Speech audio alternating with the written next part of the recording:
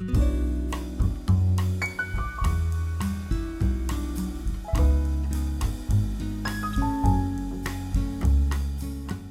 damos la bienvenida a todas las personas que se acaban de unir. Les agradecemos la paciencia que tuvieron en esperar estos minutos. Siempre, o en algunos casos, la tecnología es la que manda.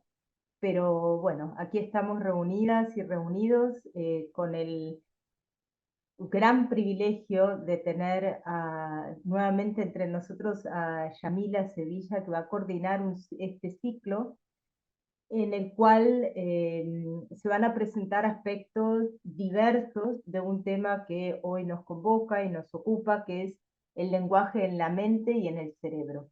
Ya veremos la diferencia entre ambos. Y la primera reunión, el primer encuentro, que es el día de hoy, va a estar a cargo de Leticia Correa. Vamos entonces a darle, para no demorarnos más, la palabra a Yamila, agradeciéndote, Yamila, enormemente todo esta organización, este esfuerzo enorme que resulta hacer estos encuentros. Creo que estamos convencidas y convencidos que vale la pena. Así que el Centro de Estudios de Hermenéutica, cuyo director es Carlos Ruta, les da la bienvenida y les agradece muchísimo todo este lujo.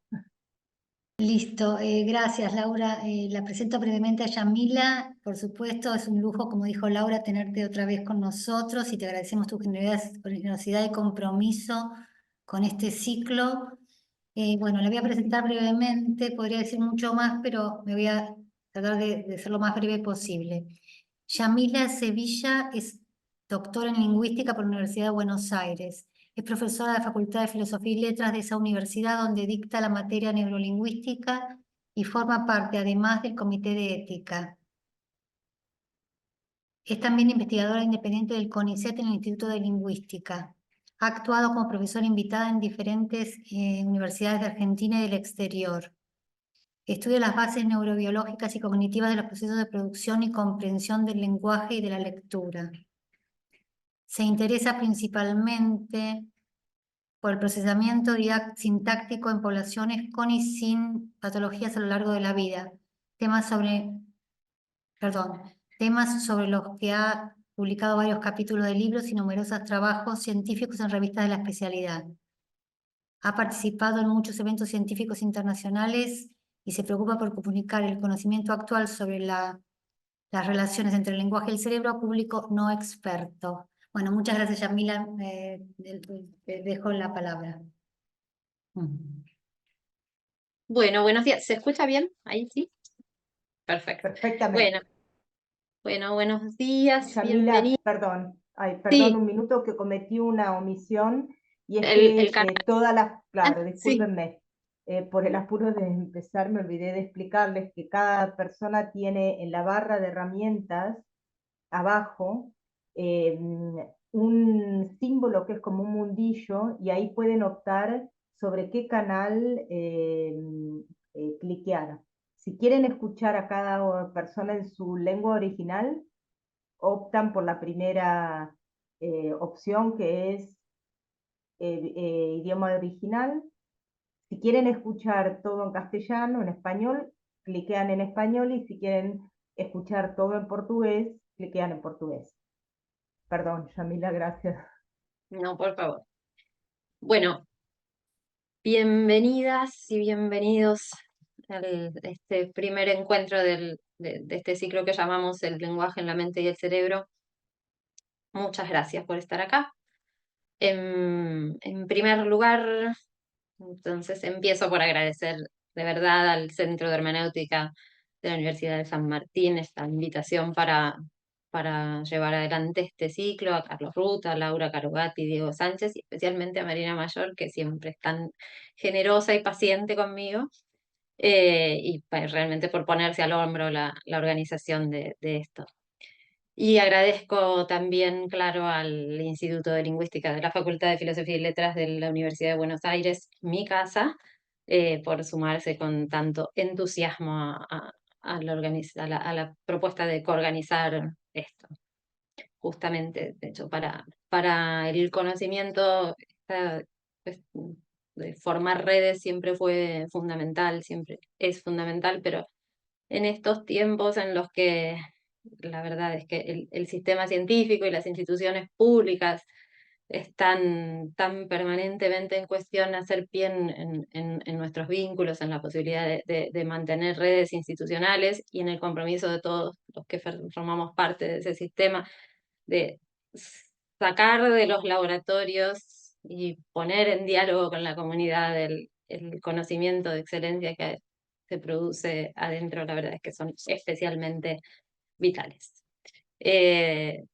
Entonces, el sentido de este ciclo es por eso traer a nuestro entorno el mejor conocimiento que los colegas del mundo están produciendo en este pequeño ámbito de la ciencia que es el nuestro.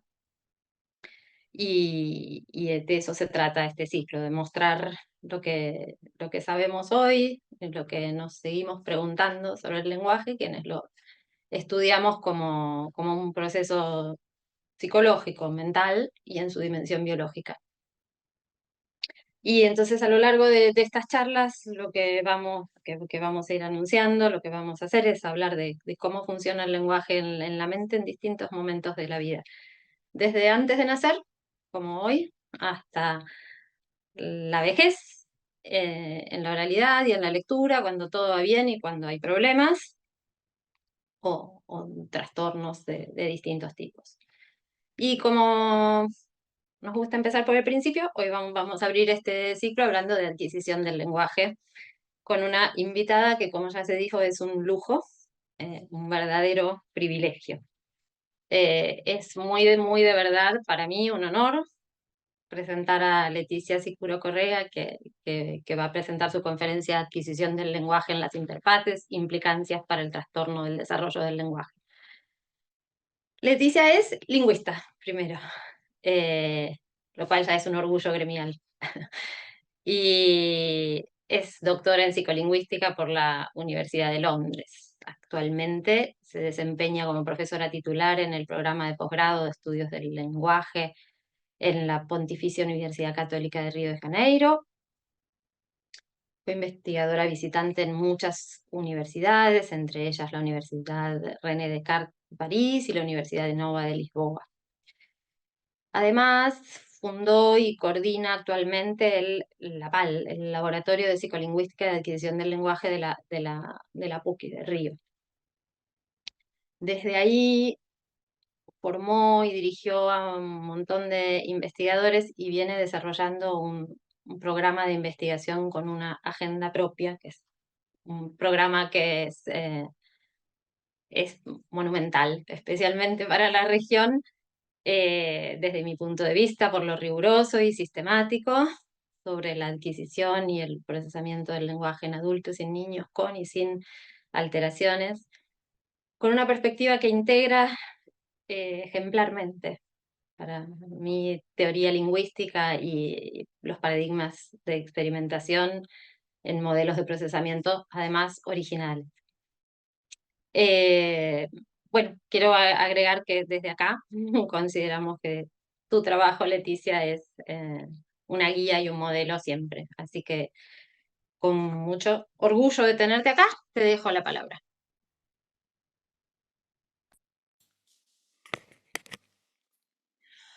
Muchas gracias, Yamila, por tu presentación. Realmente me siento muy honrada por tus palabras. Es un gran placer estar aquí. Eh, Sería bueno poder estar en Buenos Aires, pero bueno, la internet facilita los encuentros, ¿no? La posibilidad de encontrarnos. Entonces es un placer que estoy hoy aquí para contarles un poco la visión que yo busco que sea integradora entre la teoría lingüística, psicolingüística y sus posibles aplicaciones. Les voy a presentar, quiero disculparme por no hablar en español. Siempre quise hablar español, tengo amigos que hablan español, aprendí a entenderlos cuando estaba en Inglaterra, pero bueno, no hablo Por eso prefiero dirigirme a ustedes en portugués. Las diapositivas están en inglés porque me parece que es más fácil, ¿no? Para que todos podamos acompañar la presentación. Entonces les muestro aquí una guía. Voy a hablar de algunos enfoques o abordajes sobre la adquisición del lenguaje. Voy a hablar de la concepción del problema, digamos, de la concepción de la lengua en la fase pre-minimalista, como yo la llamo, porque un programa de investigación que estamos desarrollando en el laboratorio La PAL consiste en integrar la concepción de la lengua transmitida en el programa minimalista con cuestiones vinculadas al procesamiento, que tiene por objetivo buscar caracterizar un modelo de procesamiento que pueda incorporar una caracterización, cómo es la gramática, cómo alimenta ese proceso, y en el sentido de considerar cómo la concepción de lengua transmitida preminimalista presenta el problema de la adquisición del lenguaje. De eso voy a hablar. Voy a hacer esta caracterización inicial de la fase pre-minimalista, esta virada minimalista, este cambio, la dinámica de la teoría. Voy a hablar sobre la importancia de los rasgos formales y la información que se incluyen en las interfaces entre la lengua y los sistemas que actúan en el desempeño lingüístico, y de manera de conciliar o reconciliar el enfoque lingüístico y psicolingüístico, porque observamos a lo largo de la historia que, aunque la psicolingüística y la teoría lingüística han tenido una fase de gran euforia inicial en la década del 60, en los años 70 vamos viendo caminos que se van volviendo un poco paralelos, y hay cierta dificultad para la articulación. Y en mi comprensión con la propuesta del programa minimalista, esto se hace más posible, digamos, poder establecer un diálogo entre la teoría lingüística y psicolingüística. Y voy a hablar de esa reconciliación, y voy a hablar también de la teoría procedimental, que no es una teoría original, que va incorporando aspectos que se vienen desarrollando en el ámbito de la psicolingüística, articulando con conceptos de la lingüista generativista, porque en general no se hace mucho esto, y va a incorporar la hipótesis del bootstrapping, del desencadenamiento, disculpen. Voy a hacer una lectura y desarrollar la hipótesis con una concepción de lengua transmitida en este formato minimalista, viendo lo que serían las interfaces fonéticas y semánticas. Y voy a hablar también del costo computacional en esta perspectiva, algunas previsiones sobre el trastorno del desarrollo del lenguaje, y a partir de ahí, bueno, mis consideraciones finales. Espero poder abarcar todo. Si alguien luego quiere hacer una pregunta sobre otro aspecto, modelo más detallado que también desarrollamos en la PAL, un instrumento de evaluación que está disponible online. Quien llegara a tener interés, bueno, estará disponible. Vamos a comenzar. Cuando hablamos del abordaje para la adquisición del lenguaje, podemos pensar en dos tipos de abordajes o enfoques. Un enfoque más lingüístico y más psicolingüístico. En estricto senso, en el lingüístico tenemos el foco, la lengua interna, que se caracteriza en sus estados, que se representa como el conocimiento en la mente del niño, de la niña, el desarrollo de la gramática, en el sentido de que esa lengua interna sería algo constitutivo del genoma humano, sería algo con lo cual el ser humano nace con ese potencial de desarrollo y que entra en contacto con el material lingüístico.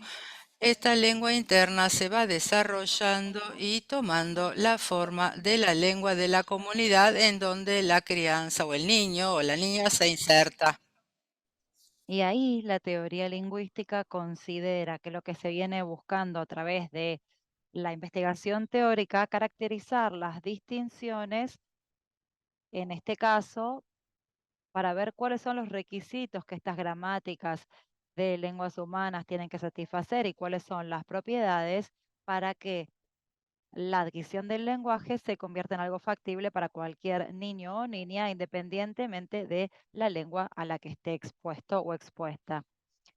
En este contexto se caracterizaron dos perspectivas, una de continuidad, que sería que el estado inicial de la adquisición del lenguaje, en un estado inicial, el niño o niña ya tendría a disposición todas las restricciones, vamos a llamarlo así, que se aplicarían a la manera en la que serán estos datos de la adquisición y cómo se incorporarán y cómo se reconocerán y serán tratados como lengua, y también una hipótesis de maduración, considerando la lengua interna como un órgano interno, un órgano de la mente, de la naturaleza biológica, que estaría sujeto a procesos madurativos con el desarrollo cerebral involucrado. Y en este contexto, la adquisición del lenguaje pasó a ser caracterizado, sobre todo en los 80, como una cuestión de fijación de valores de parámetros que diferencian las lenguas humanas. Las lenguas humanas básicamente obedecerían a los mismos principios organizativos, principios de combinación de sus elementos, pero variarían en función de determinados parámetros, y sería luego el niño o niña, ante su vivencia lingüística o la vivencia de una comunidad lingüística, quien debería fijar el valor de dichos parámetros de acuerdo con los datos a los que sea expuesto o expuesta. Entonces, en este sentido, el desarrollo se caracterizará en términos de qué pasa con un estado particular de la lengua interna y qué permite para que se produzca ese cambio gradual en la gramática. Entonces, el foco está en que en lo que ese niño o niña tiene en la mente como forma de conocimiento. Y la hipótesis original es que este proceso de adquisición del lenguaje no sería conducido a través de mecanismos semejantes al de la adquisición de otras formas de conocimiento. En los 60 se caracterizó un término utilizado para lo que se consideraría una serie de recursos del cerebro que permitirían que un niño o niña pueda adquirir conocimiento lingüístico. Esto sería específico de este dominio en particular. Entonces, en este contexto, la adquisición del lenguaje es estudiada básicamente basada, en la producción espontánea y con tareas de comprensión, o también con lo que es la gramaticalidad y tareas un poco más reflexivas para el niño o niña. Entonces, esto sería un enfoque tradicional y un abordaje estrictamente lingüístico vinculado a la lingüística generativa. Y en los enfoques psicolingüísticos tenemos un poco más de variedad. Tenemos foco en los procedimientos de identificación gramatical, o en los procedimientos de aprendizaje de una lengua. Tenemos la identificación de la gramática, donde se identifica con enfoques más compatibles con la teoría gramatical, y en lo que respecta a procesos de aprendizaje son abordajes menos vinculados a una concepción de lengua, como se consideraría en la gramática generativa. Entonces, al considerar estos enfoques psicolingüísticos, esto cubre un gran espectro de posicionamientos epistemológicos. Y tenemos algunos más razonalistas que asumen que existe una base de conocimiento con la cual el ser humano nace e interactúa en ambientes ya partiendo de algo específico, de un dominio del lenguaje.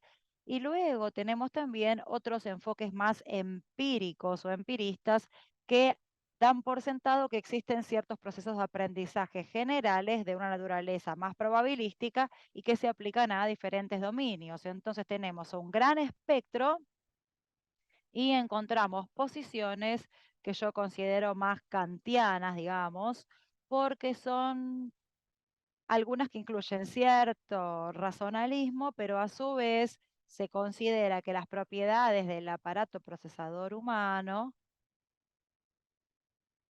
son las que determinan el tipo de conocimiento que se puede adquirir, pero a la vez consideran las posibilidades de influencia de la información externa en los resultados de este proceso.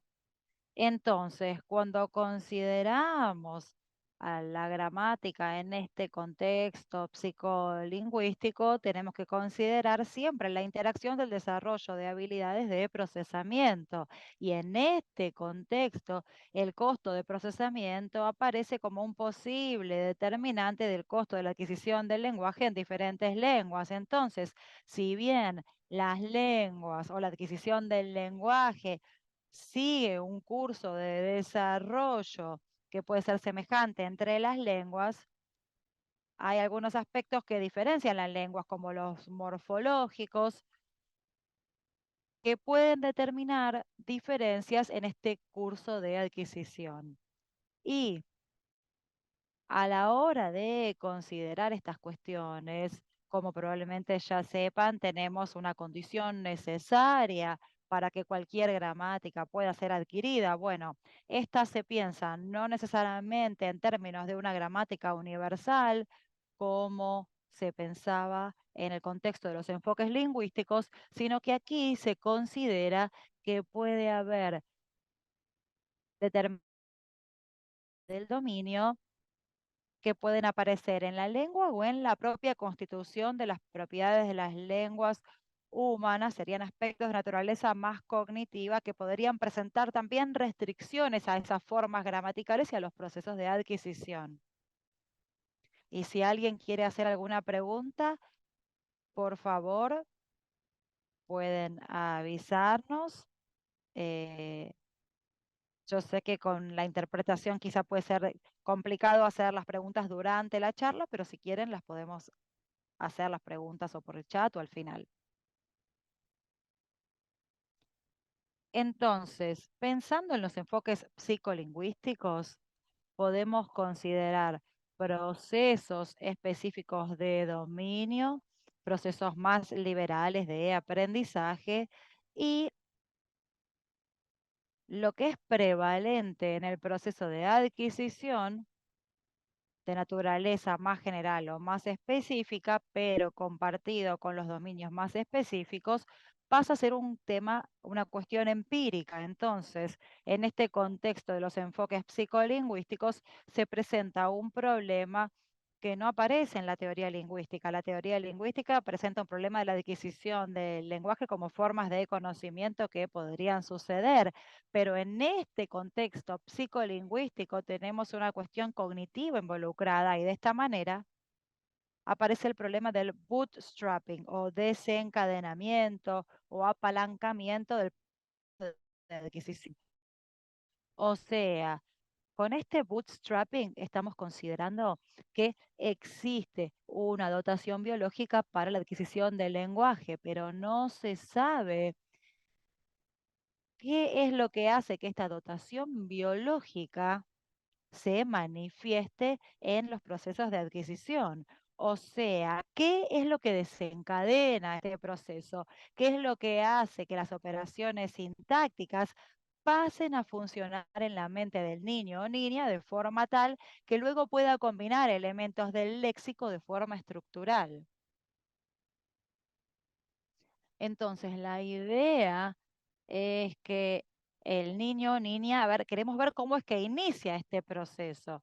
Y en lo que tiene que ver con los datos de adquisición, con los enfoques psicolingüísticos, son de naturaleza predominantemente experimental, con tareas de comprensión, con tareas de producción también que nos permitan probar o testear hipótesis, porque hay temas muy importantes que podrían llegar a permitir que testeemos hipótesis sobre un proceso. O sea, lo que sí hacen sobre todo es generar estas hipótesis. Y en un contexto psicolingüístico tenemos la de explorar estos procesos y ver cómo es que se desarrollan sabiendo que tenemos la posibilidad de construir un modelo de procesos de adquisición. Y en este contexto también se desarrollaron tareas destinadas a captar qué es lo que percibe ese niño o niña, qué es lo que ya puede identificar en el sistema lingüístico, incluso antes de empezar a hablar. Y estas técnicas requieren de un laboratorio, un baby lab, y ahí nosotros ya trabajamos durante un tiempo, por eso ahora ya no trabajo directamente con bebés, pero sí traje algunos datos para que podamos ejemplificar este tipo de tareas. Entonces, tradicionalmente los enfoques lingüísticos y psicolingüísticos son conducidos más o menos en paralelo. No tenemos una gran articulación entre ambos dominios a lo largo del tiempo y más recientemente esto empezó a estar más presente, sobre todo en función de los cambios en la teoría lingüística. Y a esto me voy a referir. Entonces, en lo que respecta al programa minimalista, como probablemente ustedes ya sepan, es un programa de investigación que fue presentado en el contexto de la lingüística generativa, sobre todo de la vertiente chomskiana. Saben que tiene varias manifestaciones y tendencias dentro de la lingüística generativa, pero, perdón, de la lingüística en general, y la predominante aquí es la generativa. ¿Y por qué yo dialogo más con esta tendencia de esta vertiente chomskiana?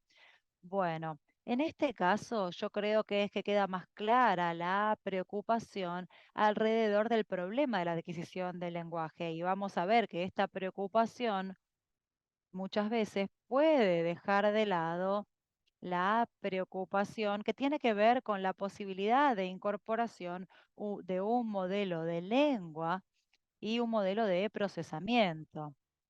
En cualquier caso, vamos a ver que esta propuesta minimalista promovió lo que yo creo que es una relación más próxima entre los enfoques lingüísticos y psicolingüísticos, así como una relación más próxima, más cercana entre la gramática, me falta una R ahí en la pantalla, y procesamiento.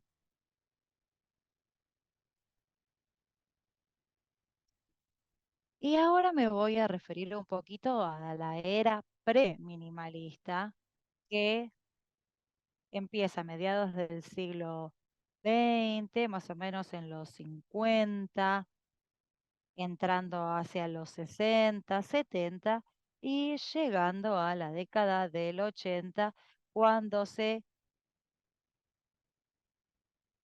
caracteriza la teoría de la rección y ligamiento o contextos y parámetros.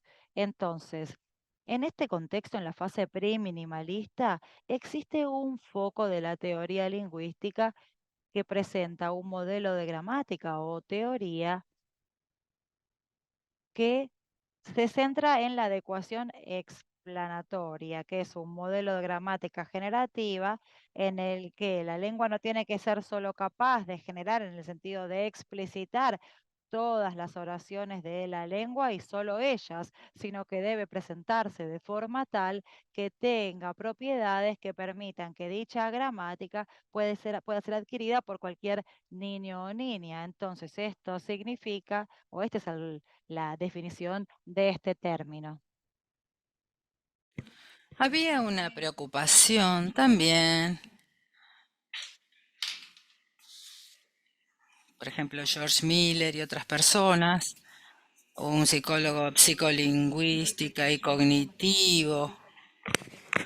Él se interesó mucho en el contexto de la revolución cognitiva en el siglo pasado, con cuestiones relacionadas al procesamiento lingüístico, también con cuestiones relacionadas con la gramática, y se llegó a pensar en construir un modelo, proceso mental algorítmico del hablante de la lengua y que se incorporara una gramática al modelo en su configuración, pero esta vertiente se abandonó en el contexto de la teoría lingüística, cuando el foco se centró en caracterizar lo que se podría atribuir al estado inicial de la adquisición del lenguaje, que podría atribuirse al concepto creado de gramática universal, que sería la base inicial para que el niño adquiera una lengua. Y en este contexto, de los años 60 hasta los 80, hubo varios cambios en el modelo de gramática. Hubo un cambio bastante radical en el 81 cuando se presenta que, a diferencia de la idea de que el niño o niña debería adquirir las reglas de la lengua a la cual está expuesta o expuesto, tendría que adquirir, digamos, la manera de hablar de reglas sintácticas. Sería una manera de hablar, porque sería consecuencia de que todas las lenguas se caractericen en términos de principio que serían universales. Entonces, toda la preocupación de la teoría lingüística en aquella época fue identificar, caracterizar cuáles serían estas construcciones universales, dando cuenta de la variabilidad, caracterizando parámetros de variación, posibles valores para esos parámetros, problematizando dónde estarían estos parámetros, dónde se manifestarían. Fue una etapa muy prolífera, digamos, en cuanto a producción de investigación en varios dominios del lenguaje. El estudio se dividió en varias subteorías, subáreas, para buscar los principios, estas posibles interrelaciones. Y al mismo tiempo, en ese momento, no había ninguna preocupación en el contexto de la teoría lingüística con la cuestión de la procesabilidad de ese conocimiento. Aunque en esa búsqueda de factores de naturaleza universal, o principios universales, cuestiones relacionadas a dónde estaban las licencias de las condiciones y que fueron emergiendo, surgiendo, pero no había una preocupación sobre cuánta se adquiriría esa gramática, ¿no? En cuanto a lo que procesaba el niño o la niña. Entonces no había ninguna preocupación explícita con la legibilidad de la información gramatical, es decir, la idea de que el niño o la niña fije los parámetros de la lengua, pero con base en qué tipo de input, qué tipo de datos. Esto no estaba muy claro. Entonces, esta idea de fijación de los parámetros presupone que haya una evidencia empírica para tal fin. Tampoco no había preocupación en cuanto a la caracterización del modelo de lengua que atendiera alguna restricción de costo computacional. Sabemos que los modelos de gramática,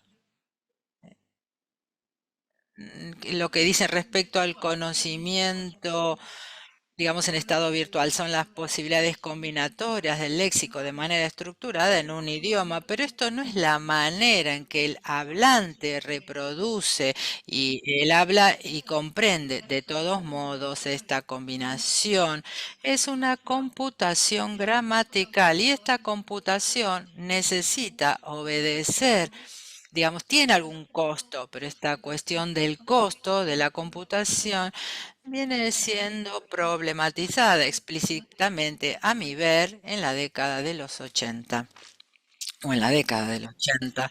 Y entonces tenemos una observación hecha por Chomsky que revela mucho cómo la teoría lingüista se manifestaba en los años 80. Él dice que la teoría de parámetros de erección y ligamiento, en esta teoría había 3, 4 y tal vez 5 sistemas generativos que funcionaban de forma independiente, todos haciendo la misma cosa, pero funcionando separados. Una para formar estructuras a través de la teoría de barra, ciclo transformacional de D a estructura D a S, el ciclo transformacional haciendo un mapeo de estructura S en forma lógica, algo que mapeara la forma lógica en una interfase semántica, algo que hiciera el mapeo de la estructura S en la forma fonética, en fin, Chomsky va enumerando esta gramática, esta teoría, que estaba, digamos, era extremadamente compleja, variada, y el objetivo, que es explicitar cuáles son estas propiedades, digamos, no se alcanzaba, ¿no? Entonces, este objetivo, una vez que los principios y parámetros se estaban considerando como siendo caracterizados, ¿no? Digamos, en cuanto a la información atribuida a una gramática universal, la información atribuida al conocimiento innato que el niño o niña tiene. Esto tuvo una implicación en cuanto a la cuestión de compatibilidad con respecto a lo que se puede atribuir de forma específica de dominio al genoma humano. Esto estaba generando un problema.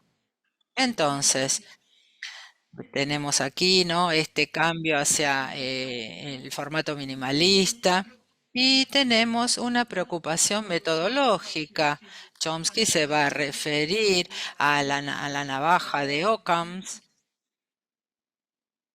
que tiene este principio de la parsimonia, tanto desde el punto de vista metodológica, que busca retratar, caracterizar el modelo de lengua, la teoría de la lengua, como el principio que guía del modo de funcionamiento del universo, me parece.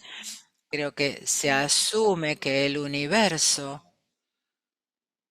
la naturaleza, lo que es biológico, ¿no?, obedecería a un principio de parsimonia y en este contexto la lengua funcionaría de manera perfecta, óptima, digamos, atendiendo, observando este principio. Y esta preocupación metodológica llevó a pensar de un mínimo de operaciones gramaticales, o sea, se atribuyó un pequeño conjunto de operaciones que combinan elementos del léxico, creando objetos sintácticos, estructuras jerárquicas, y estas operaciones serían parte de la dotación biológica del ser humano. La variabilidad de los idiomas se restringe al léxico. No habría reglas sintácticas específicas de una lengua. Toda la información específica relativa a la sintaxis, morfología, fonología de cada lengua estarían especificadas en el léxico y los parámetros estarían limitados a los rasgos formales de categorías funcionales del léxico, habiendo apenas dos niveles. Anteriormente había ni la estructura S de fonética, forma lógica y estructura de superficie. Y en este contexto hay dos niveles de discusión. El nivel de llamados niveles de interfase. El resultado, una derivación lingüística, comienza a verse como un par, una forma fonética vinculada a una forma lógica, y este par se presenta como nivel de interfaces en el sentido que la forma fonética, los elementos del léxico ya estructurados, ya linealizados, presentados en la posición en la que aparecen, presentan las propiedades que permiten que sean producidos, hablados, articulados y percibidos, y la forma lógica que presenta estos elementos organizados con sus rasgos semánticos en determinadas posiciones estructurales, de tal forma que una interpretación semántica se pueda crear de este modo. A esta simplificación, ¿no?, metodológica es lo que se apuntaba. Y al mismo tiempo, y lo que me parece más interesante, es la preocupación ontológica. Esta preocupación ontológica está más allá de la adecuación explanatoria, es decir, no es suficiente la teoría o que la teoría considere que hay que presentar un modelo de lengua que sea adquirible por cualquier niño o niña. La idea es considerar por qué estos principios estarían actuando. ¿Qué habría por detrás de estos principios que se están atribuyendo a una gramática universal? Entonces, Chomsky se propone buscar el Principle Explanation. Es un poco extraño, ¿no? Esta explicación de los principios, pero bueno, en realidad es la búsqueda de algo que fundamente los fundamentos, digamos, ¿no?, de lo que serían estos principios de la gramática. Y hay una preocupación en que toda la información gramatical, digamos, toda la información gramaticalmente relevante, que sea visible para adquirir la lengua y para los sistemas de parsing, de análisis sintáctico, que esa información esté legible en las interfaces de forma fonética y fonológica, y las restricciones a las formas y al funcionamiento de las lenguas humanas comienzan a verse como imposiciones de estas interfaces.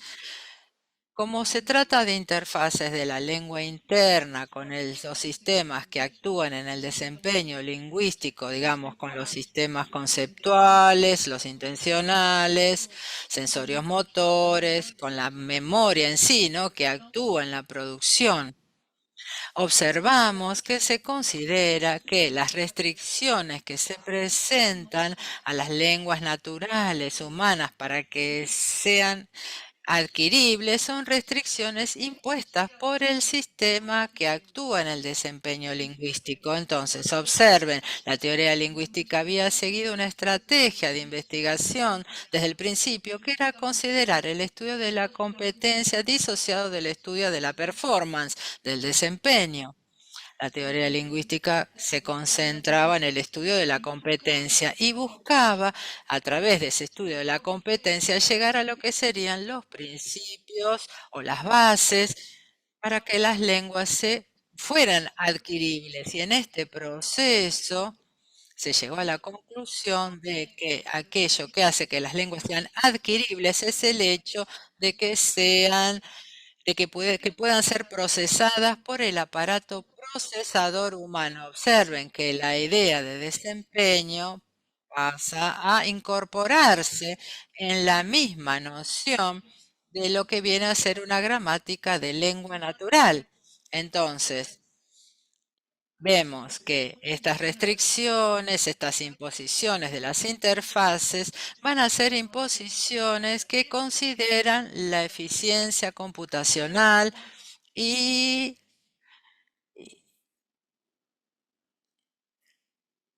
todos estos principios que fueron caracterizados a lo largo de la década del 80 en la propuesta de principios y parámetros no dejan de considerarse, digamos, la teoría no deja de ser una teoría de principios y parámetros, pero estos parámetros convergen hacia un único principio, que es el principio de la interpretación total, plena en las interfaces de la lengua con el sistema de desempeño. Observamos entonces que la noción de adecuación explanatoria y la noción de procesabilidad empiezan a estar profundamente articuladas, profundamente mezcladas, relacionadas. Espero que todo bien hasta aquí. Entonces, como dice Chomsky, o considera que para sistemas computacionales tales como la lengua, naturalmente esperamos descubrir conceptos de eficiencia computacional que nos lleven más allá de la adecuación explanatoria e investigar cómo estos principios se relacionan con principios de una naturaleza de un carácter más general que pueden manifestarse o estar presentes en otros dominios y en otros organismos y que hasta podrían tener explicaciones más profundas. Entonces, en ese momento lo que se ve es que el tema de la adquisición del lenguaje o el lenguaje pasa a ser visto como él mismo articulado con toda la cognición humana, con todo el organismo humano, con todos los resultados de una evolución biológica que se vuelve compatible, por así decirlo, con un órgano de funcionamiento del universo. Entonces, aunque la lengua sea un dominio específico, ahora se enfatiza no solo una facultad del lenguaje como un dominio específico, tenemos una facultad del lenguaje en el sentido estricto que tiene que ver con el hecho de que las lenguas atienden a la recursividad, donde se pueden hacer encajamientos infinitos en una estructura, pero lo que se considera aquí es una forma más amplia del lenguaje articulada con todos los sistemas que actúan en el desempeño lingüístico. Entonces, en este sentido, se ve una posibilidad de integrar el estudio de la teoría lingüística con el estudio de la adquisición del lenguaje desde una perspectiva del procesamiento del lenguaje de niños y niñas. Entonces, se presentan tres factores como responsables del diseño de las lenguas humanas. La dotación genética, que en este texto de 2005 se presenta como aquello que hace que el niño o niña interprete aspectos de su ambiente como si fuera una experiencia lingüística, o sea, lo que direcciona a ese niño o niña hacia datos lingüísticos y que esos datos sean reconocidos como tales. Nos referimos también a la experiencia que lleva a la variación y también a principios no específicos de la facultad del lenguaje que actuarían en ese diseño de las lenguas humanas, el famoso tercer factor que sorprende a muchas personas del enfoque que venían trabajando con un enfoque estrictamente lingüístico. Este tercer factor se refiere a principios de análisis de datos, la eficiencia computacional y otros principios que podrían actuar en el desempeño lingüístico y que podrían también llegar a moldear lo que sería posible dentro de las gramáticas de las lenguas humanas.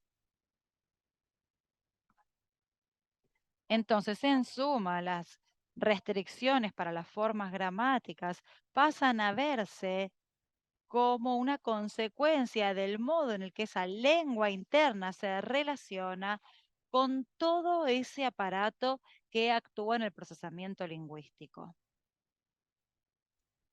Toda la información relevante para el análisis sintáctico y para la interpretación semántica de las oraciones y para la identificación de una gramática de niños o niñas se vuelve elegible en las interfaces entre la lengua interna y los sistemas que actúan sobre el desempeño.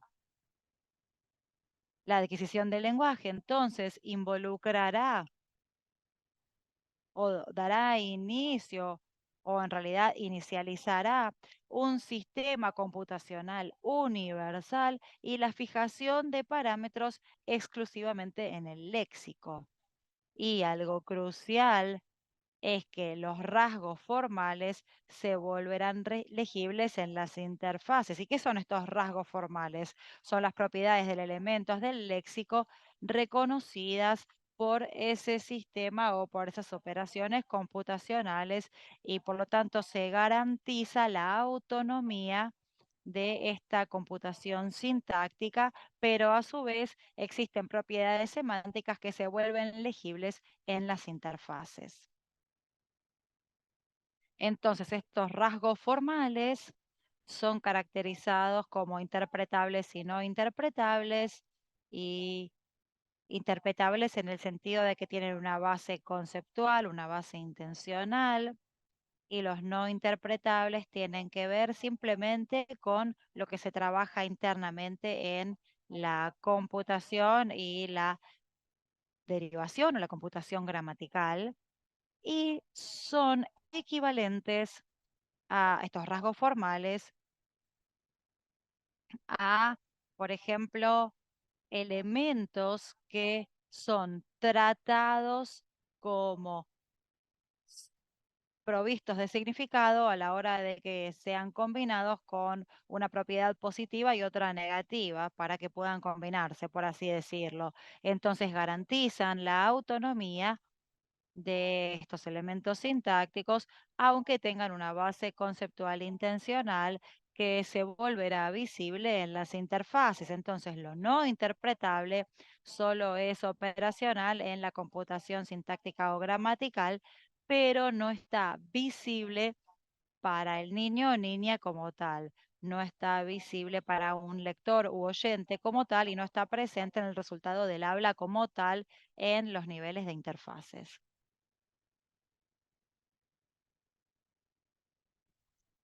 Bueno, y como ya dije, estos rasgos decodifican distinciones de naturaleza conceptual clasificatoria, desde el concepto de naturaleza intencional también, que son tomados como gramaticalmente relevantes, y distinciones también relevantes desde el punto de vista cognitivo, incluso para una necesidad de supervivencia del ser humano. Por lo tanto, hay distinciones presentes en todas las lenguas y otras que serán específicas de determinadas lenguas, y son propiedades que permiten que el objeto sintáctico u objetos sintácticos expresen o codifiquen relaciones conceptuales, lógicas y de sentido.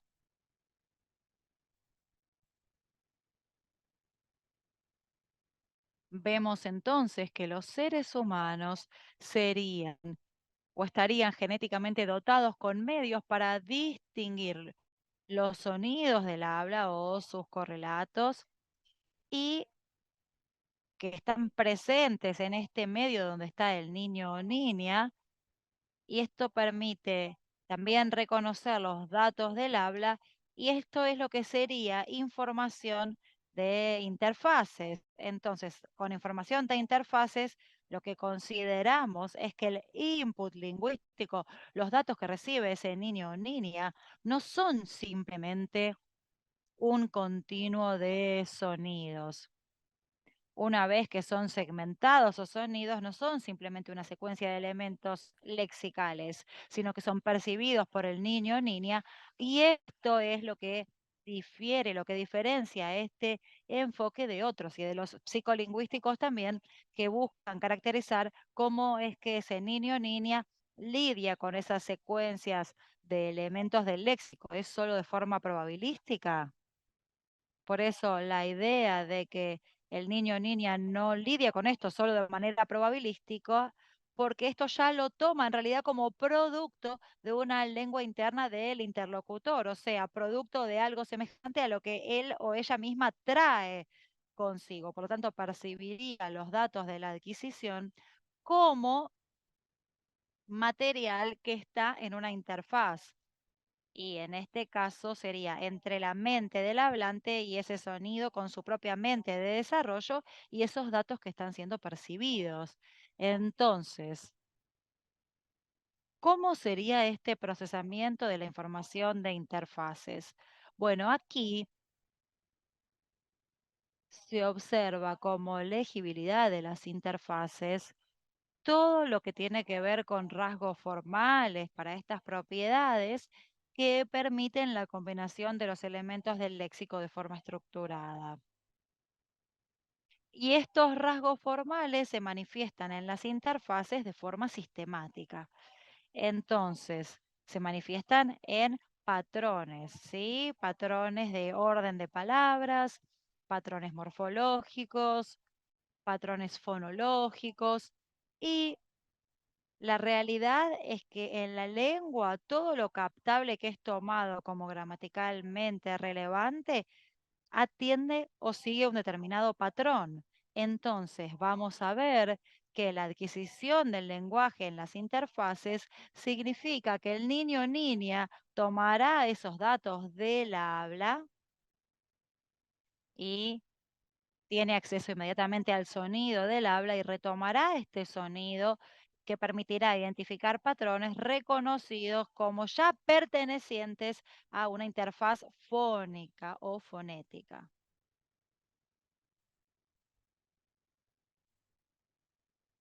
Entonces, estos rasgos formales se vuelven visibles en estos patrones morfofonológicos en el orden de las palabras y con las configuraciones sintácticas específicas. Y hay principios relacionados con ese tercer factor, relacionados con el análisis de datos, que pueden operar en este input lingüístico si se reconocen de forma efectiva y eficiente, asumiendo que ese niño o niña está reconociendo ese material como información de interfaces. Entonces, el niño o niña, y esto es lo que tenemos aquí en el aspecto del habla. Entonces, ese niño o niña recibe un continuo de sonidos que varían en propiedades relacionadas con la amplitud, frecuencia e intensidad, y a partir de las diferencias entre formantes y de los patrones de intensidad variable, los niños y niñas segmentarán esos datos del habla, y esa es una tarea fantástica que el niño o niña realizará como si, como dice un libro de Shikowaki que dice que alguien cae en un avión en Hungría y escucha el idioma y no puede segmentar nada. Entonces dice, bueno, voy a ver qué puedo hacer, ¿no? Es como si un niño o niña tuviera también que tomar un cuchillo, como dice en la historia, y tuviera que tratar de segmentar. Entonces, pensando en una dotación específica para esto, bueno, esta tarifa en ese caso se volvería inviable sin dicha dotación. Por eso hay un trabajo de Xi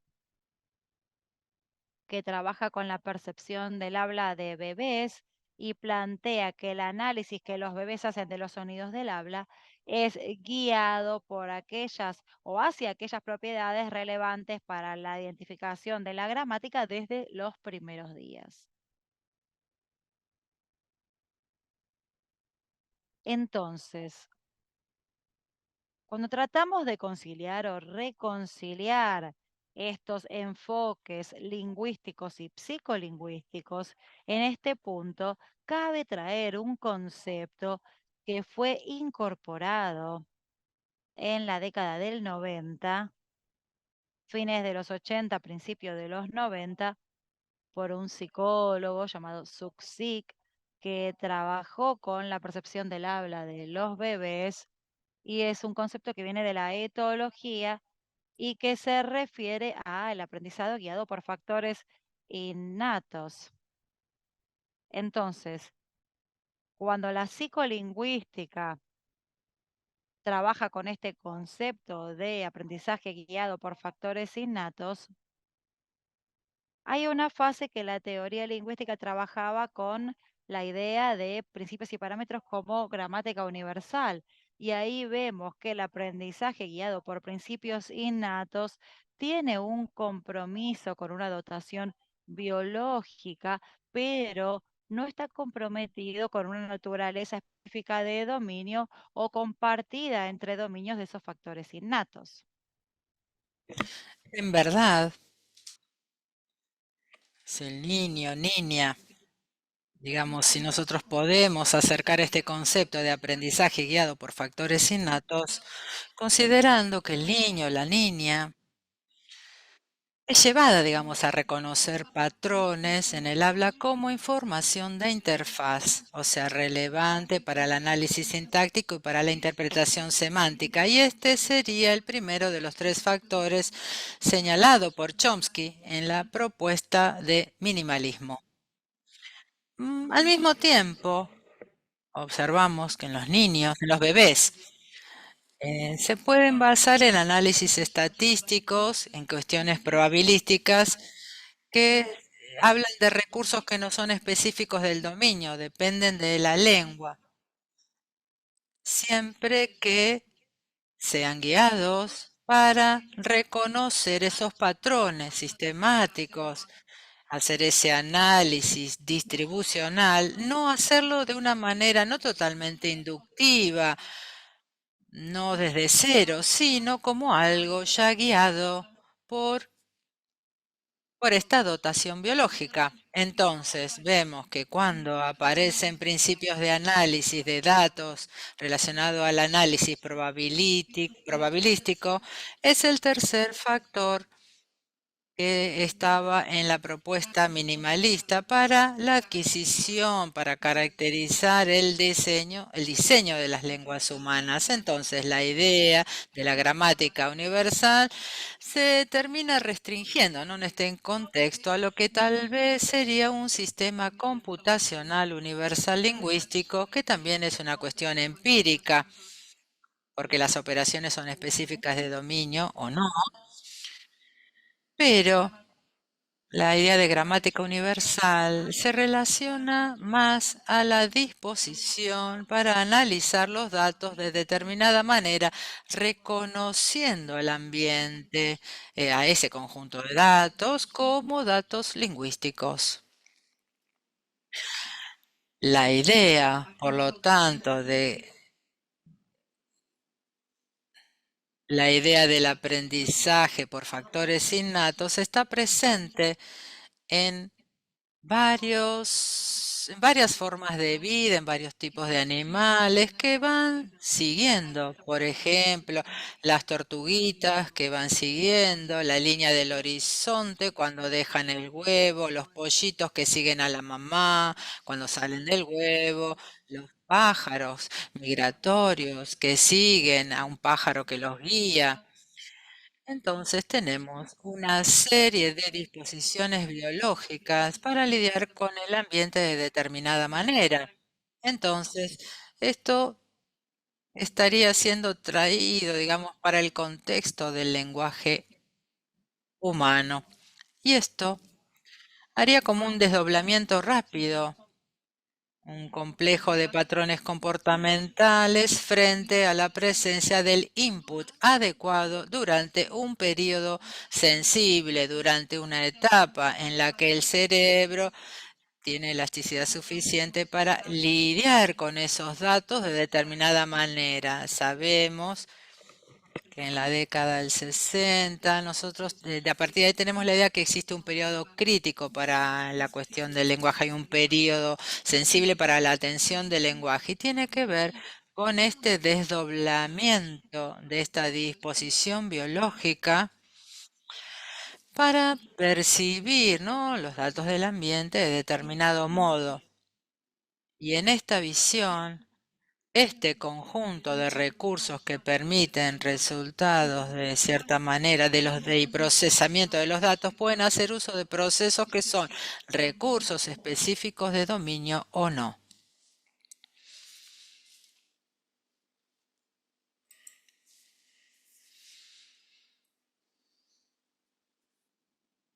Un momento, que aquí está apareciendo un mensaje, un momento. Bueno, entonces podríamos decir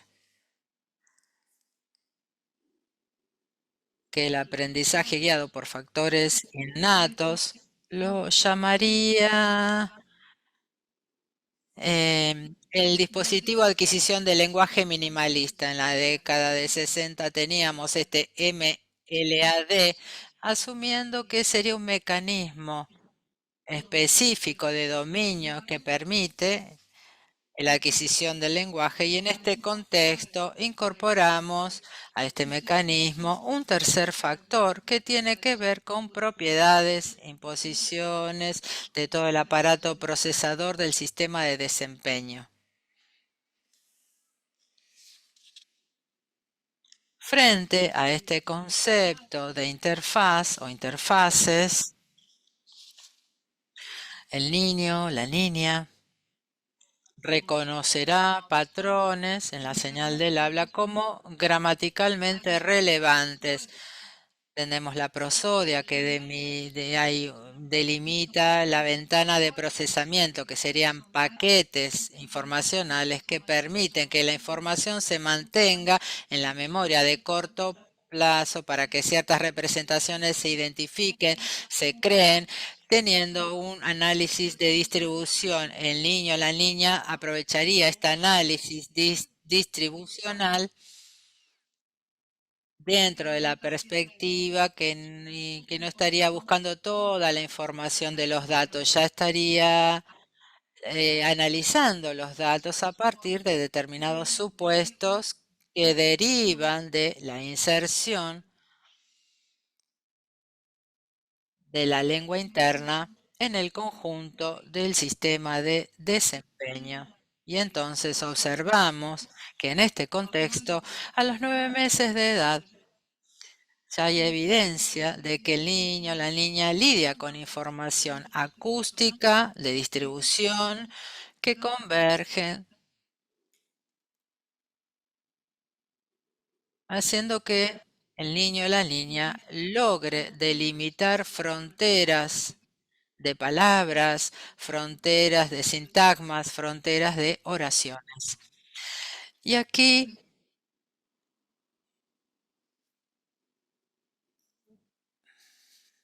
vemos que en esta distribución, que en este análisis distribucional de estos patrones fonológicos que el niño o la niña va realizando,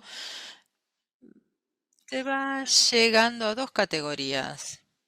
Una clase de elementos, de pocos elementos altamente recurrentes, en general fonológicamente pequeños, que van a ser segmentados, que es lo que identificamos como elementos funcionales de clase cerrada, y su complemento, que es el resto. Entonces tenemos el inicio de la constitución del léxico. En ese momento, observen, para que el sistema computacional funcione, el léxico debe tener rasgos formales, de lo contrario no se forma el léxico de significancia a significado. No va a haber esta unión sintáxica. Los elementos deben tener rasgos formales, propiedades formales. Entonces, para que la primera propiedad formal que se establece en el léxico es la distinción de elementos de clase cerrada y el resto, que sería el conjunto de los elementos de clases abiertas. Y al de 10 a 14 meses, el niño o niña es capaz de percibir elementos de clase cerrada como diferente de otros. Después les voy a mostrar datos en el flujo del habla, esto captado con datos comportamentales como neurofisiológicos. Entonces, aquí tenemos una imagen antigua de los primeros bebés que estuvieron en nuestro laboratorio. Aquí el bebé está haciendo una tarea de escucha preferencial, decimos en portugués, register procedure en inglés. Parte de la idea de que el niño tiene un estímulo acústico de ambos lados. El bebé va girando la cabeza según la preferencia de escucho que tenga, si quiere escuchar estímulos de un tipo o del otro. Y el experimento consiste en variar de qué lado vienen los estímulos y después sumamos los tiempos de escucha para cada tipo de estímulo independientemente del lado en que tuvieron lugar, a partir del tiempo que el bebé se quedó con su cabeza girada hacia un lado. Entonces, uno de los primeros trabajos que hacemos en esta búsqueda de identificar cómo el niño o la niña entra en esta interfaz, cómo constituye el léxico inicial, fue un trabajo determinante. Lo hicimos con la tesis de una alumna mía. Se presentaban dos tipos de datos en el habla así con fluencia. Se contaba una historia normal, como si fuera, por ejemplo, un día una hormiguita estaba en la rama de un árbol cuando una hoja cae en su piecito. Bueno, y entonces se da continuidad a la historia y la misma historia modificada, o sea, varias historias como en una versión normal y en una versión modificada. Y en este caso estábamos modificado apenas, a ver, un día una hormiguita andaba en el ramo de un árbol cuando una hoja cae en su piecito. Los artículos cambiamos. También pronombres demostrativos consideramos y estos se modificaban de manera sistemática y el niño o la niña escuchaba una historia y la otra y los niños, las niñas prefirieron más la historia normal que la historia modificada. Tenían más o menos 11, 14 meses los bebés cuando hicimos este experimento. Entonces observamos que los niños, las niñas, los bebés, ¿no? Ya distinguen los elementos. Hay otro estudio que creo que es más interesante, es que hicimos modificaciones en diptongos que pueden ser flexiones verbales. Entonces, por ejemplo, en portugués decimos acabei, acabou, son desinencias, flexiones de un tiempo pasado, correu, subió, corrió, subió. Entonces tenemos estos afijos que son de tiempo y aspecto. Y tendríamos modificaciones en estos afijos, como por ejemplo acabau, acabou, corroi, subei, o sea, modificar los diptongos de tal forma que ocupen posiciones de los afijos produciendo esos cambios. Y también modificamos los diptongos, pero no en afijos, sino en raíces nominales. Entonces, por ejemplo, ballena o baleia, baloia, besouro, besuro, camafeu, camafó, barril, barrey. Entonces tendríamos desinencias modificadas en palabras, ¿no?, de clase abierta en este caso. Y de la misma manera, les presentábamos historias normales y después se las modificábamos. Modificábamos los afijos o las raíces nominales.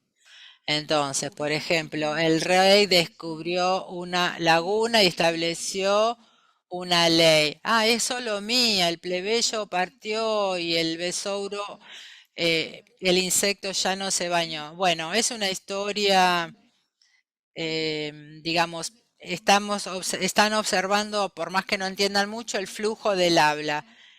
Y después les cambiamos esas desinencias. El rey descobrey en lugar de descubrió. Por ejemplo, en vez de el insecto se bañó, bañún, en vez de mandó, mandum. Entonces fuimos cambiando algunos elementos para que el sonido no quedara muy diferente para los bebés. Se modificó también la raíz, en vez del rey, el roy. Y lo que notamos es que hubo una diferencia significativa entre los cuentos, estas historias no normales y aquellas que modificamos con los afijos, pero no hubo diferencia en aquellas que modificamos las raíces nominales. Y hay otra evidencia de que los bebés perciben esta distinción de lo que son los elementos estructuradores, cuáles son los elementos responsables de la formación de estructuras gramaticales. Y dentro de este concepto vamos a retomar la hipótesis del bootstrapping fonológico, considerando que esta distinción entre elementos de clase abierta y cerrada forman un par mínimo de rasgos formales que hacen que haya dos clases de léxico, y con este primer par de rasgos formales que tenemos como marcado o no marcado, positivo o negativo, bueno, esto sería suficiente para desencadenar las operaciones computacionales que serían parte de esta dotación biológica. Entonces, a partir de allí, las estructuras jerárquicas básicas se construirían a partir de la combinación de elementos de clase abierta con elementos de clase cerrada, y la posibilidad de que estos elementos tengan propiedades positivas y negativas, que incluye una operación. Esto ya desencadenaría este proceso y actuaría de esta forma como la propia lengua en adquisición, como un instrumento de adquisición de nuevas palabras y de nuevas distinciones gramaticales. Y aquí vemos cómo el parsing, este procesamiento sintáctico, ocurriría también con categorías subespecificadas y con un supuesto de la existencia de una concordancia interna entre estos rasgos formales para que este parsing pueda ocurrir, y con esto habría una identificación de las categorías lexicales y también un avance gradual de los rasgos formales. Y acá tenemos un ejemplo de un estudio que hicimos también en el contexto de la disertación de una alumna, y considerando cómo tomaría un niño o niña estos instrumentos como fundamentales para la categorización de categorías lexicales. Entonces usamos el paradigma de la fijación visual intermodal, y había imágenes y lo que medíamos era cuánto tiempo miraba una determinada imagen al hablar alguna cosa. Entonces vamos a ver. Por ejemplo, trabajamos con palabras homófonas. Por ejemplo, pinto de portugués, que puede ser el pollito o puede ser pinto del verbo pintar. Brinco, que puede ser en portugués un arito, o brinco del verbo brincar. Entonces, cuando tenemos yo, tenemos pinto na mesa. Tenemos un determinante que es el artículo y un determinante ramificado, o sea que ahí pierde el sintagma nominal como complemento. Y si yo digo eu pinto, yo pinto, aquí lo que tenemos es una proyección en una categoría con un nivel estructural donde se ubica encima. Entonces no se pierde, no pide un complemento. Y el otro elemento que viene luego no entra en el mismo sintagma, o sea que forma otro sintagma. Por eso ahí en fijación lo que veíamos es que niños y niñas de 18 meses miran más. Si yo digo upinto na mesa, la primera frase, miran más esta figura, no sé si ven mi cursor, lo ven, miran más para acá que esta otra. Y cuando yo digo eu pinto a mesa, yo pinto la mesa, miran más esta imagen donde estoy pintando. Y lo mismo aquí abajo.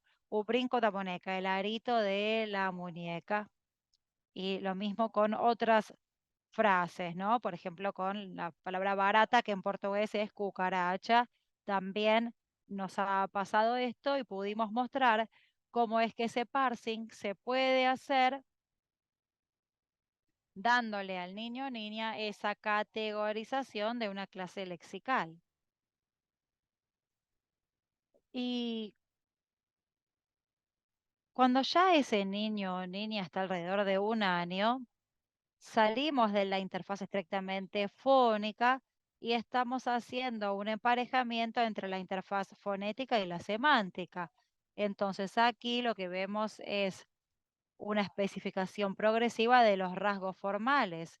Entonces, un niño o niña puede identificar una imagen a partir de que, por ejemplo, un muñeco o un títere diga algo.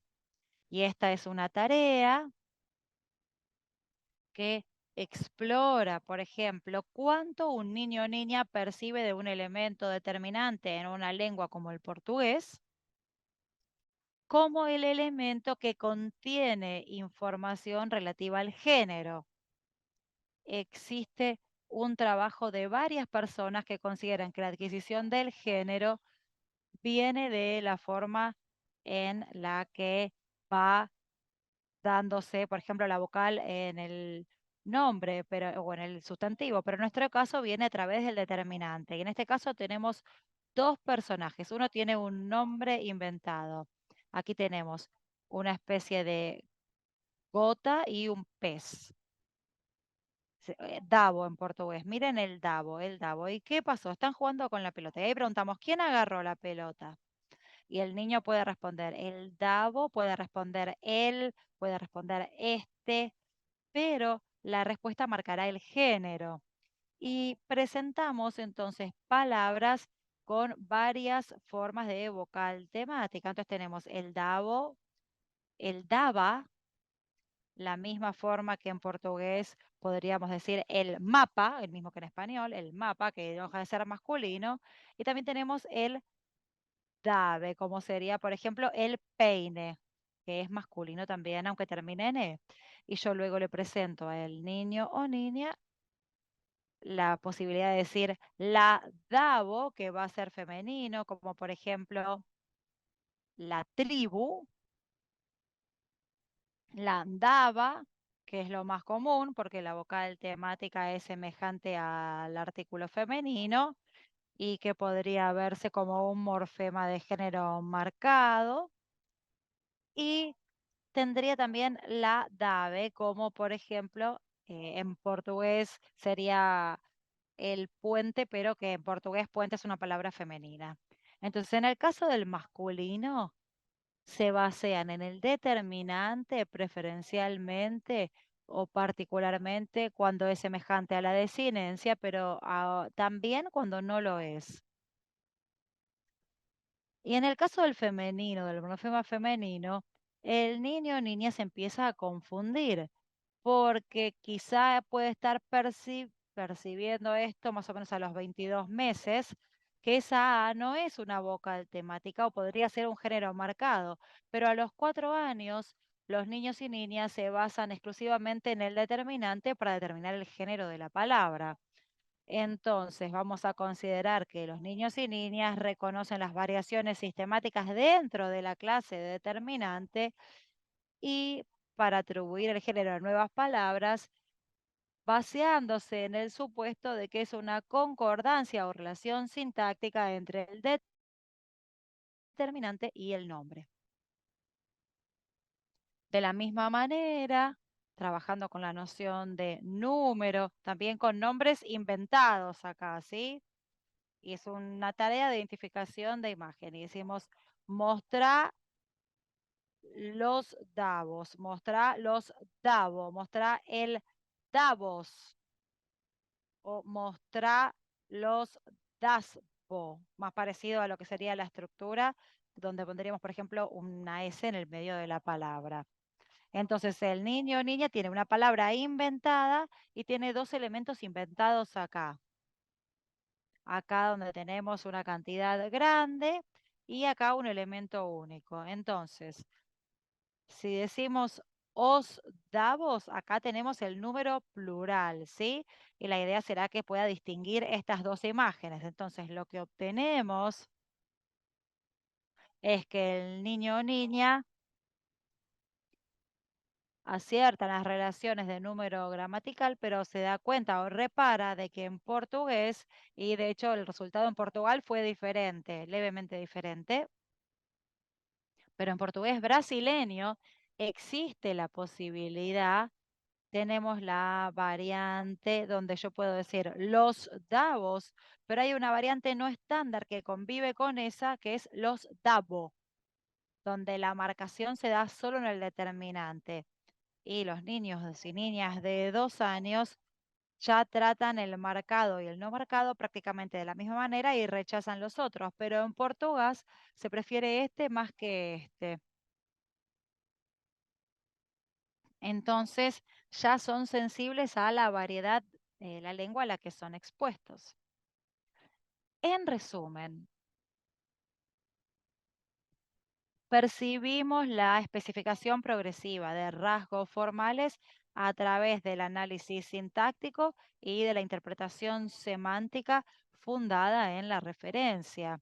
Vemos que la morfología marcada informa el valor de un rasgo formal determinado y que puede o debe tener, y esto debe ser especificado a través de interfaces semánticas y a través de la referencia.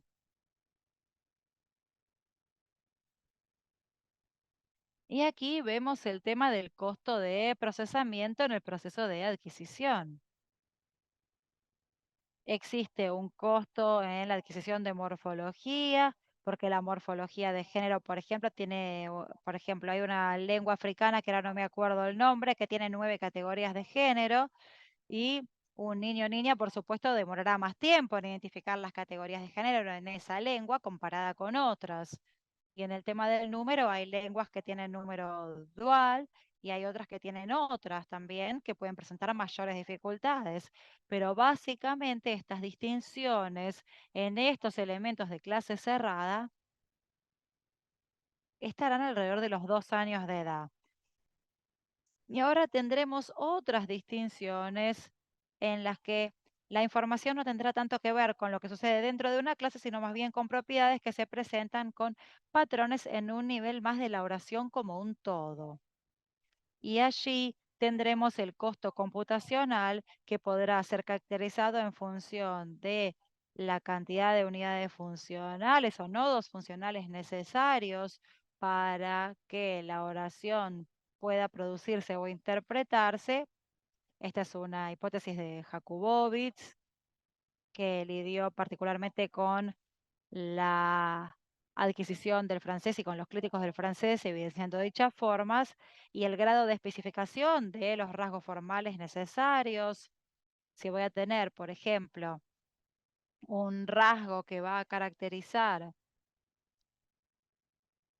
un elemento que caracterizará número, género, tiempo, aspecto, modo, puede ser que una de dichas facetas le demore más tiempo al niño o niña para distinguir, en el caso de, por ejemplo, el portugués brasileño, el modo.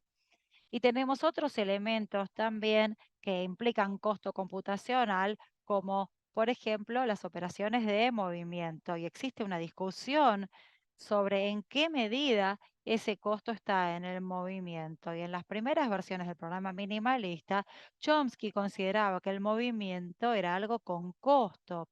Después pasó a considerar que no, que todas las lenguas tienen esa posibilidad de desplazamiento, de la reubicación de los elementos en una oración y que el costo no estaría allí, pero el costo estaría o sería un tema de interfaces. Y consideramos que las operaciones de movimiento acarrean un costo en el sentido de que alteran la forma en que podría presentarse una oración. A veces el costo puede medirse y a otras veces no.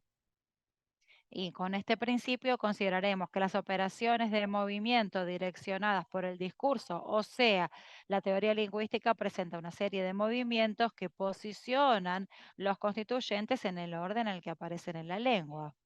Estos movimientos que en la gramática posicionan los constituyentes donde se presentan, estos serían movimientos sin costo. Ahora bien, los movimientos direccionados por el discurso, la pasiva, la relativa, la interrogativa, estos sí serían costosos para el procesamiento.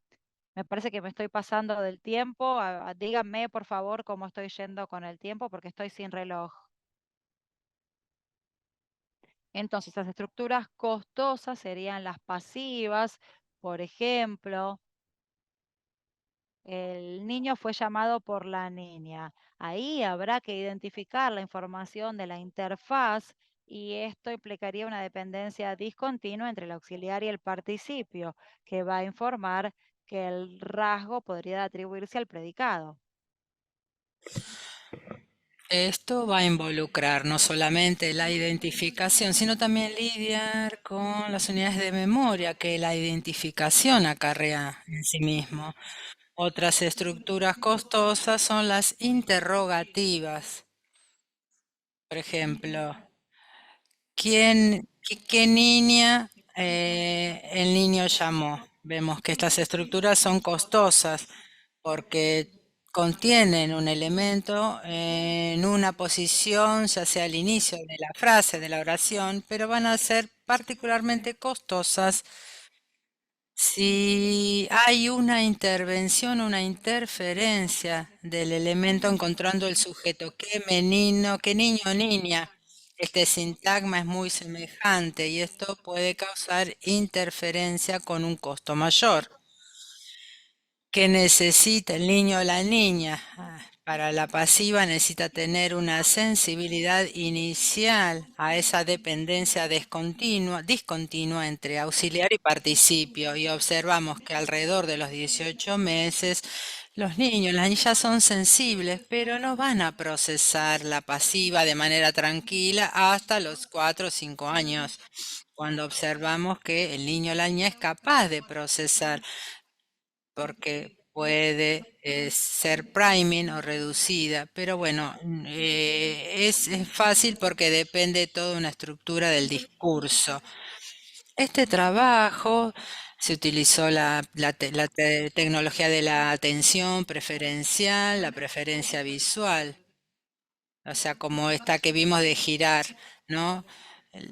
Y acá veíamos el tiempo que el niño o la niña está mirando una imagen sin necesidad de girar la cabeza para caracterizarse. Era una variación de la técnica anterior. Entonces hicimos un experimento con niños, niñas de 18, de 13 a 20 meses y que digamos, se utilizó esta dependencia. El piso de mi cuarto fue mojado, la cocina también, el tenedor fue babeado por mi amiguito, entonces se usa una desinencia que es de la lengua objetivo, del pretérito imperfecto, pero no forma este complejo. Entonces, por ejemplo, el piso de mi cuarto fue mojada y así, el melón fue cortada. Y lo que observamos que no se consigue diferenciar por los niños entre los 13 y 15 meses, entre los 17 y 20 meses, es decir, alrededor de los 18 meses ya son sensibles a este cambio, a esta interfaz fónica en la que se encuentran y logran interpretar y que es fundamental para que pueda fijar el valor del rasgo voz, en este caso en su gramática, en su léxico. Y alrededor de los 5 años, ya creando un contenido en el que tengo un juego, por ejemplo, el experimentador va a hablar de Bob, que es un perrito. Bob fue mordido por la serpiente. Bob fue arañado por el gato. Entonces tenemos el sujeto paciente. Esto sería suficiente para hacer un efecto de priming para que el niño produzca. Y aquí observamos que el niño, la niña a los 5 años tiende a producir la pasiva cuando tiene este priming. Entonces, de cierta forma, esto ya está incorporado en su gramática con una sensibilidad ya precoz. En el caso de las oraciones relativas, con lo primero que trabajé hace muchos años, observamos que alrededor de los 2 años, los niños, las niñas ya perciben que hay una oración relativa. Se repite la principal en el caso de una oración relativa, con sujeto el caballo que saltó la cerca,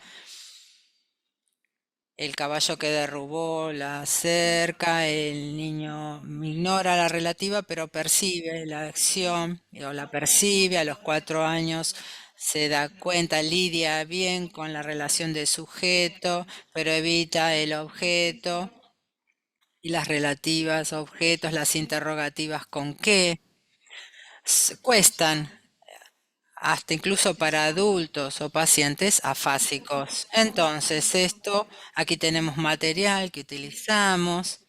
Vemos la hormiga, por ejemplo, que es cargada por la abeja que carga la hormiga. Y vemos aquí abajo dónde está la hormiga. Y aquí en esta imagen más compleja tenemos al león que el tigre empujó. Y tenemos, ¿no? El niño tendría que descubrir cuál de los dos animales están aquí. Bueno, en este caso, estas tareas que se utilizan para la comprensión de las relativas exigen mucha cosa, exigen la identificación, digamos, el tema de las relativas en las interfaces, la estrategia de memoria, vienen con nociones ejecutivas ejerciendo control, incluso inhibiendo determinadas acciones. El costo de la adquisición, el costo del desarrollo lingüístico será en función no solamente de lo que está en las interfaces, sino en los sistemas que interactúan con la lengua, particularmente en estos trabajos. Aquí tenemos el resultado de las relativas de sujeto y trabajando con imágenes simples y complejas, vemos como la compleja acarrea más dificultad. Esto es lo que yo hablo para los fonoaudiólogos, que en el caso de que los niños con trastorno del desarrollo del lenguaje, trabajar con estructuras simples, con imágenes simples, tareas simples, es mucho más prometedor para que los niños, las niñas puedan identificar la interfaz antes de presentar una tarea más compleja que demande otros recursos, además de estos. Bueno, resumiendo, el desarrollo pase de una interrelación entre la identificación de las pistas que permiten una especificación de los rasgos formales hasta la recuperación de la información gramatical cuando estas pistas se detectan en la comprensión o en la codificación de la información en la producción y la optimización de recursos de procesamiento con memorias de trabajo y otras funciones ejecutivas. Y con base en esta visión,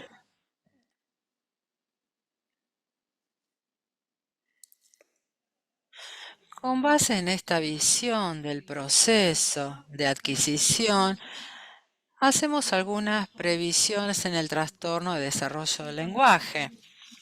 El desarrollo típico requiere identificar los elementos de clase cerrada en la interfase fónica, la representación de los elementos como elementos funcionales, la identificación de distinciones morfofonológicas dentro de la clase de elementos cerrados, la representación de distinciones en la fijación de los parámetros, la representación de información relativa al movimiento sintáctico y la optimización del recurso de trabajo.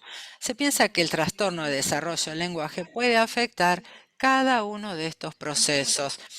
Le corresponde al fonoaudiólogo identificar el proceso de la adquisición del lenguaje donde se ve afectado. Por ejemplo, el trastorno de desarrollo del lenguaje afecta la identificación de los elementos de clase cerrada en la interfase F del inicio. Habrá una gran perturbación porque estos elementos se inicializan el bootstrapping en el sistema computacional y puede haber perjuicio en la identificación de las distinciones morfológicas en los elementos cerrados y habrá dificultad en la identificación de los rasgos específicos de estas categorías. También en las operaciones de movimiento y en las actividades de memoria.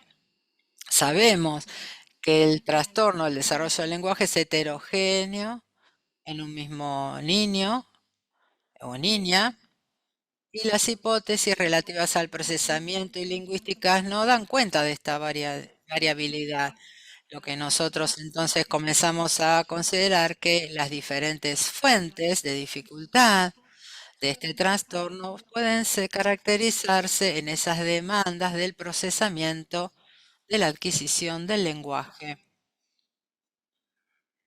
Si hay compromiso en el programa biológico que hace el reconocimiento de estos rasgos con la información de la interfaz, habrá un compromiso en el propio bootstrapping y un desarrollo atípico.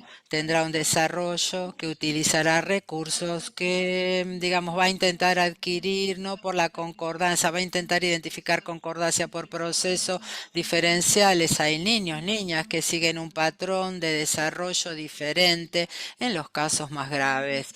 Y tenemos evidencias tanto de potenciales evocados por eventos como de datos naturalistas, que el niño, la niña distingue el problema, el niño con problemas tiene dificultad para distinguir estos elementos de clase cerrada.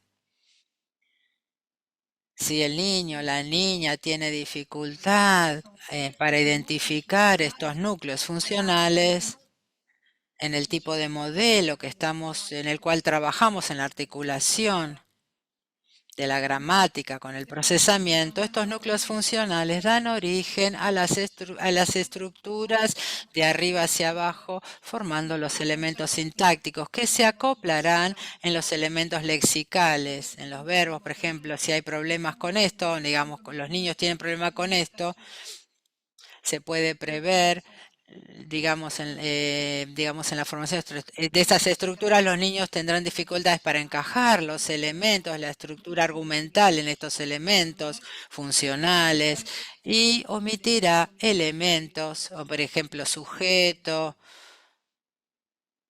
o determinantes, por ejemplo.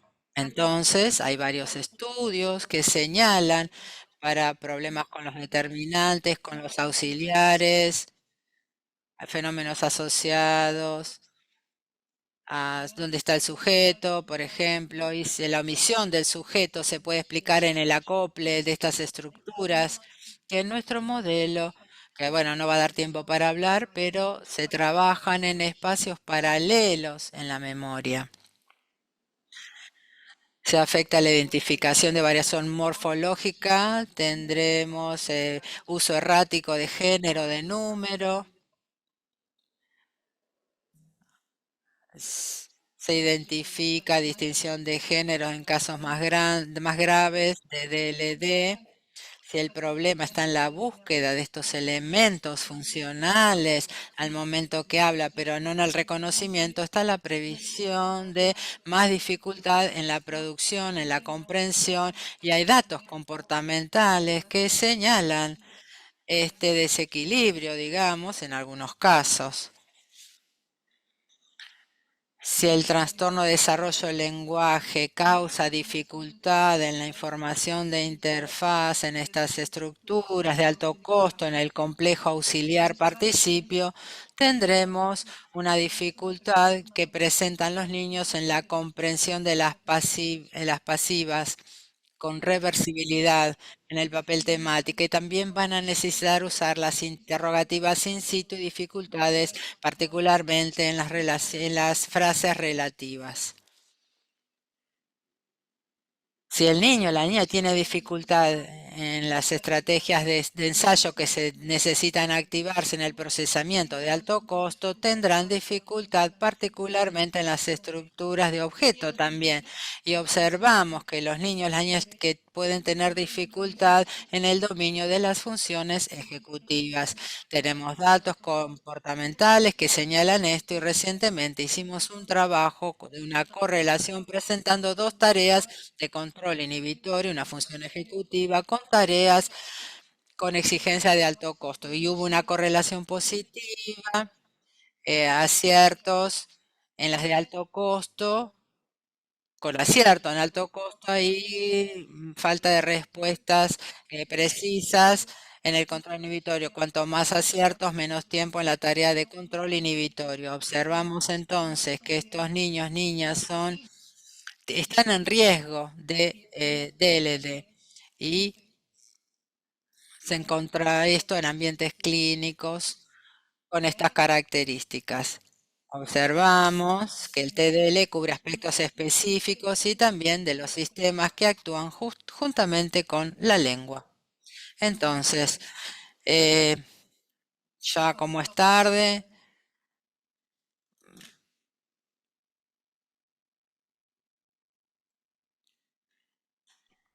Bueno, entonces esta teoría procedimental que planteamos permite acomodar los datos de procesamiento de los bebés y relacionarla con la interfaz fónica, y trae también una explicación de lo que es la discriminación inicial de los elementos de categorías funcionales, relaciona el costo del procesamiento en la adquisición con el desarrollo de habilidades de procesamiento, hace algunas predicciones para el TDL que encuentran soporte en la literatura. Es compatible con la visión de que las manifestaciones del TDL pueden tener diferentes orígenes y dar cuenta de su heterogeneidad.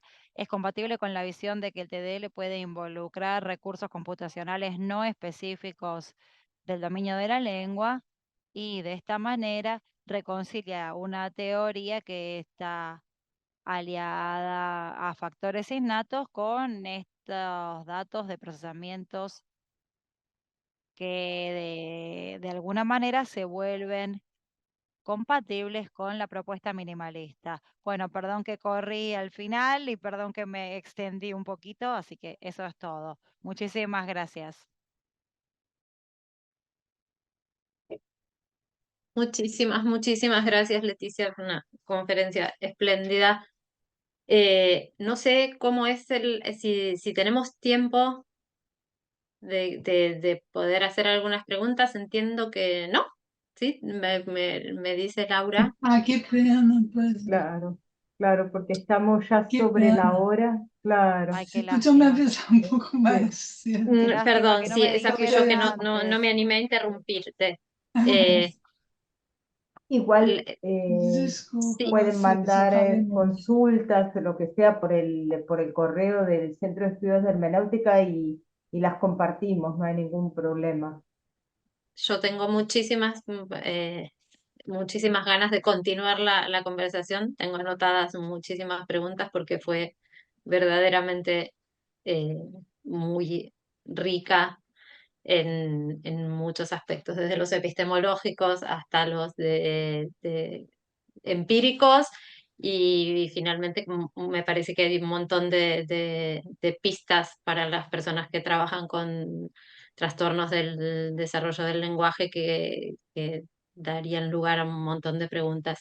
Es que es como te agradecemos enormemente la preciosa charla y nosotras podemos continuarla y todos los que quieran pueden entonces continuarlas escribiéndonos y nosotras podemos transmitirte esas consultas.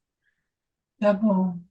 De Desculpa, eu todos modos, gostaria de ouvir Perfecto, y as pido questões de disculpas, vocês, as dúvidas de me hubiera vocês. encantado escuchar las preguntas. No, de por todos favor, modos, Yamila, como el ciclo sigue, también podemos, lo hablamos después tranquilamente, se puede en la próxima reunión dejar un ratito, eso podemos, es decir, el ciclo continúa, no es que termina hoy aquí, perfecto. así que hay una No, continuidad, tenemos la podemos, limitación de la interpretación, si no claro, sí, podíamos sí, seguir. sí, sí.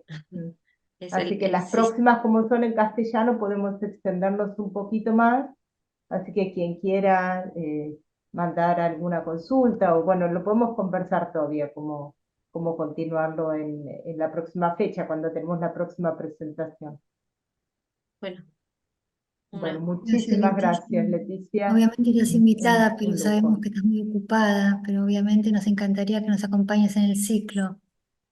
Ah, sim, seria bom que vocês me deem as datas que eu tento conciliar Sí, com. denme la fecha que voy a Claro que tratar sí. de organizarme.